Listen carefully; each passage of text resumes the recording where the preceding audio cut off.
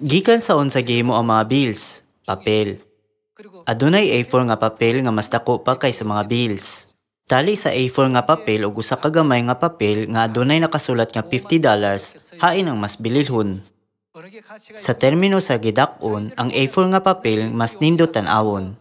Bisan pa niana, ang tanan mas ganahan sa papel nga adunay $50 nga gisulat niini. Kini parehas nga papel lamang, nganuman adunay kalainan sa bili niini.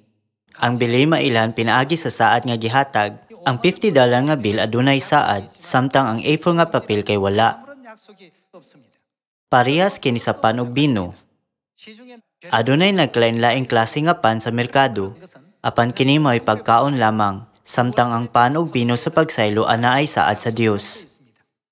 Kini ang akong unod, kini ang akong dugo. Kung kamo mukaon ug moinom, hatagan ko kamo sa kinabuhing dayon. Kini adunay maong saad.